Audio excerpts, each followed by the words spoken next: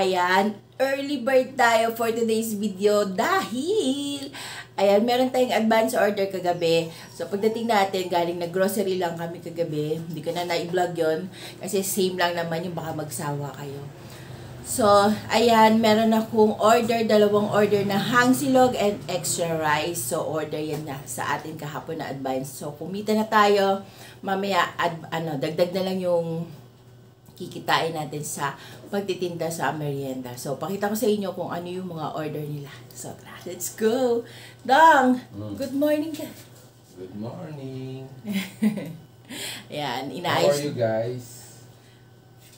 Are you guys okay? Are you guys alright? Wala akong bra, sorry ah.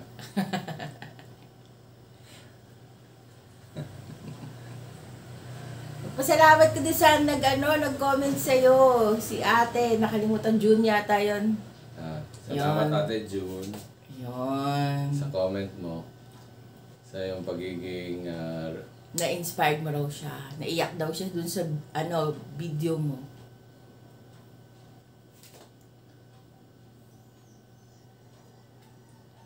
Ganun lang naman. Meron sa part ng life ng buhay na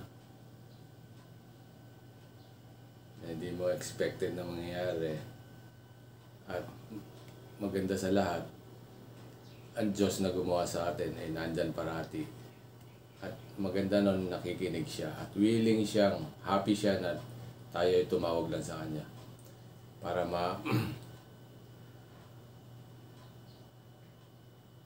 pa-realize din sa Kanya. Yun din ang nais niya na bumalik tayo sa Kanya. Kaya nga pinadala niya si Jesus Christ para magkaroon tayo ng personal relationship sa Diyos ng gumawa ng langit at lupa. Kaya yung sakit natin is sa Kanya natin iasa. Papakita niyang Diyos pa rin siya. At worthy ng faith natin. Dahil gracious siya. Although hindi tayo deserving, gracious naman siya. Yung grace is kahit na hindi tayo deserve, nag-aantay na lang yon para i-benefit din natin. Siya ay loving, caring na God. Siya ay merciful, full of mercy, sabi nga sa kanya sa Psalms. Merciful God. Gracious siya. Yung ating silog, ayan hang silog, may itlog and may sinangag, ganun din dito. Yan, hang silog na may sinangag. Di ko na nilagyan ng garlic sa ibabaw kasi habang nagluluto ako, nilagyan ko na yun ng garlic. Ayan. Tapos meron tayo dalawang extra rice. So, ready na for pick up. Thank you Lord sa blessing. Hi guys! Good afternoon! Magandang hapon! Ayan, medyo hindi maganda yung ating weather for today. Ayan, narinig yung lakas ng ulan. Nandito tayo sa garage. Nandito tayo sa garahe. Alam nyo, oh, walang tao. Walang bumibili. Bakit? Kasi nga, umuulan. So, ayan, naririnig nyo malakas yung tunog ng ating bubong dahil malakas yung ulan. Bata yung mga tao, yun. Daan na lang sila, naka-tricycle sila. So, ayan.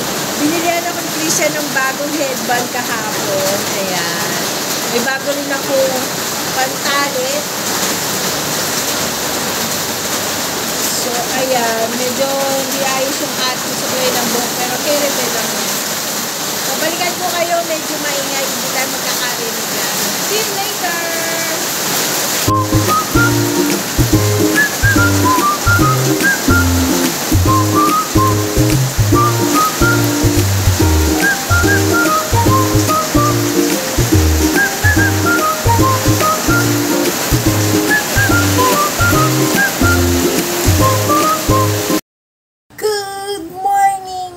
Choppers! Happy Sunday! Ayan, parating na lang tayo Sunday ng Sunday. Continuation lang to ng vlog natin kahapon.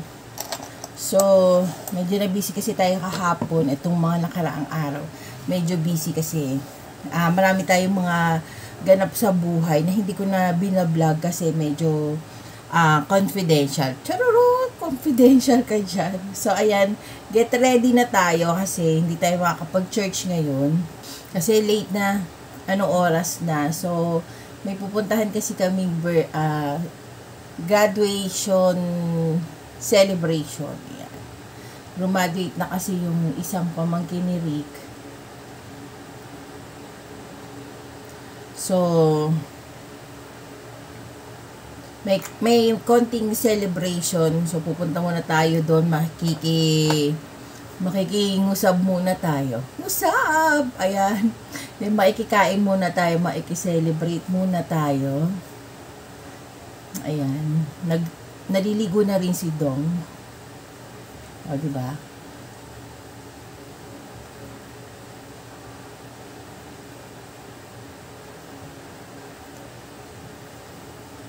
Yan, ayusin lang muna natin yung ating pagmumuka. Yan, para presentable naman tayo. Yan. Kuskusin lang natin ng kuskusin hanggang maubos yung mukha natin. Hanggang hindi na tayo makilala. Maging Angelina Jolie. Angelina Jolie! Usog-uso yan ngayon yung mga yung mga putok na putok yung muso. Ganun talaga. Yan. Ang dami yan, lalo ng mga artista. Ayan, pinapatuyo ko yung buhok ko para maplansya ko siya. Ayan, bumili na rin tayo ng face powder. Hindi na tayo gagamit ng Johnson. Pero minsan magamit ako pag nasa bahay lang. Pero pag aalis na ito na lang. Kasi tinitigawat ako dito. Hindi siya hiyang sa ko. Ano lang to? Ivory. Ayan. Skin tone ko siya. Ganyan lang naman tayo.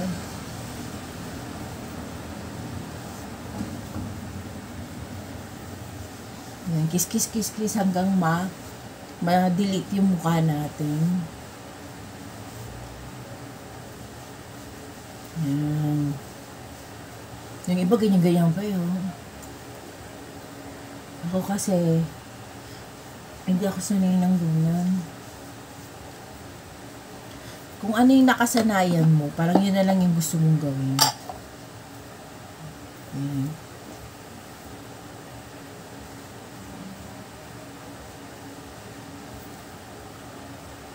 Ayan, pa-powder tayo sa ating leeg. Parang match. Tapos, para naman maganda-ganda yung ating ayan, para naman maganda-ganda at buhay na buhay yung ating face. So, lagay tayo ng blush on. Yan, nababasa nyo ba? So, ayan, lagay tayo ng konting blush on.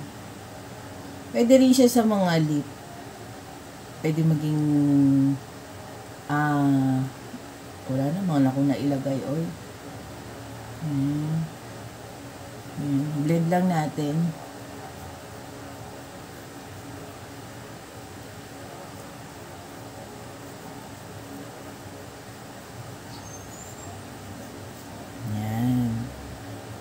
Ganon din sa kabila. Lagyan natin. Oh. Alang naman hindi pantay, di ba?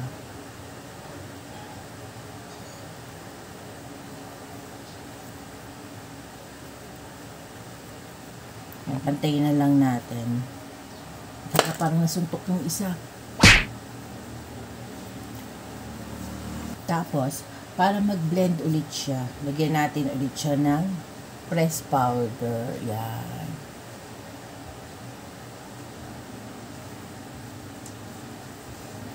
Oh, diba? Pak na pak! Tapos, lagyan na tayo ng eyeliner. Yan. Lagyan natin ng kurba. Kailangan kasi yan, kinukurbahan para hindi magkaroon ng landslide. Landslide. So, ayan. Pupunta kasi kami ngayon ng North. SM North. Hindi. Kami ng North, doon kami kakain. Doon magtitreat si Ate Oxy. So, at least, may iba-iba naman yung ating atmosphere. Hindi parating nasa bahay, SM.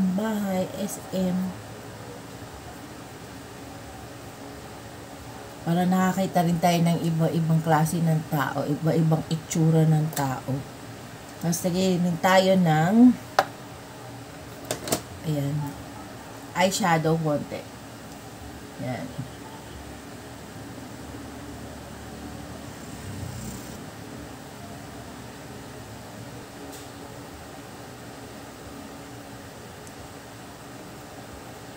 Ayan. So, nakikita nyo ba? Ayan. Hindi nyo nakita, no? Okay lang yan. Ako rin, hindi ko nakikita. So, ayan. Lagay na tayo ng ating mascara. Ayan. Gagamit tayo ng Maybelline. Maganda kasi to. Kasi hindi siya humuhulas. Tsaka, naglalagay siya ng volume. Ayan, nakita nyo? Hindi nakita na. Pumikit ka kasi. So, ayan, papatuyuin lang natin siya maya-maya. Gagamitan natin siya ng eye curler. Eye curler. Ayan. Tapos, syempre, magli-lipstick tayo ng ating lip tint.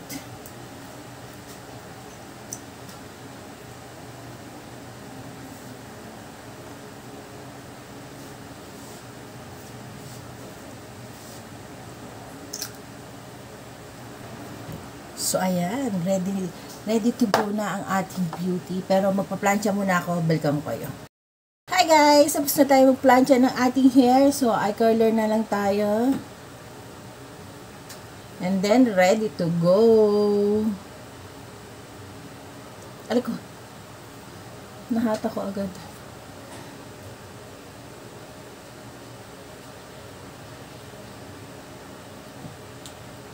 Ayan. So, ayan, maganda ni ating pilikmata. Mag-ring na tayo.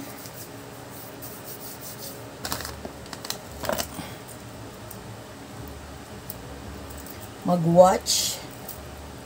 Yung simpleng watch na lang tayo. Huwag na tong gold. Baka sabihin meron tayong gold bar. And then, magpabango na tayo.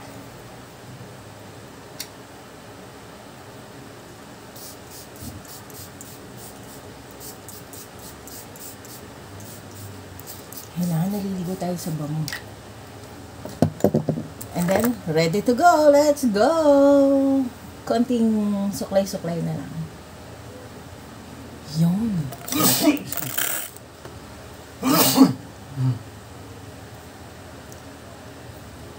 So, tara, let's go! Ating OOTD! Yan, nakapants lang tayo. And blouse. So, tara, let's go! Hello! Dito tayo sa baba. So, waiting tayo sa tricycle. Magka-tricycle tayo papunta ng Robinson. Medyo mainit. Kahit init-init na naman. Mamaya uulan na naman. So, ayan. Sana wag umulan. Ayan, pahinga muna si ating e-bike dyan. Cool lang muna siya dyan. Chill muna. So, pakita ko sa inyo yung weather. So, ayan, napakainit na naman, guys. Ang init-init. Yung malunggay ko, ang dami ng dahon-dahon. So, waiting. Init. Ganda ng langit. Blue. Tayo sa Robinson. So, sasakay naman tayo ng FX. Kabababa lang namin. So, yan. Sana hindi matagal yung pag-iintay. So, tara. Doon lang yung sakayan. Let's go! Si Dong, ayan. Sana?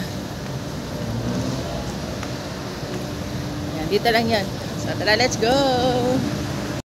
Tayo! Ayan, nandito tayo sa The Block, sa SM. So, ayan, doon tayo sa taas. Sa taas.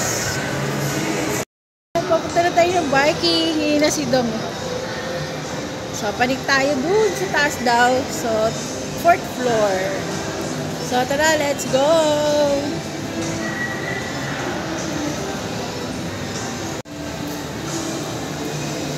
May mga paganyan pa sila. Oh, nung maliit kami, mga bata pa si Christian, lalaro sila sa ganyan. Ngayon, di na.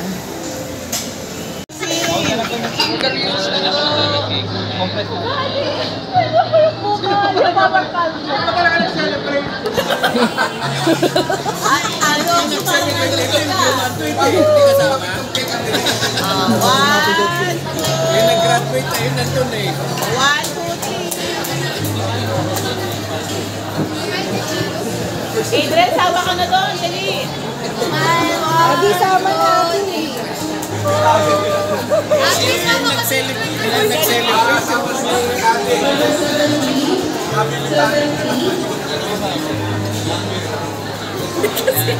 Dapat yun ang happy birthday. Sa'yo magbabay. Dito, 1, 2, 3.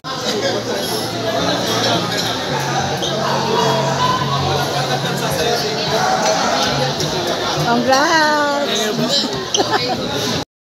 Hi guys! Ayan, home sweetie home na kami. And meron akong bad news guys. Kasi, ayan, wala kami kuryente.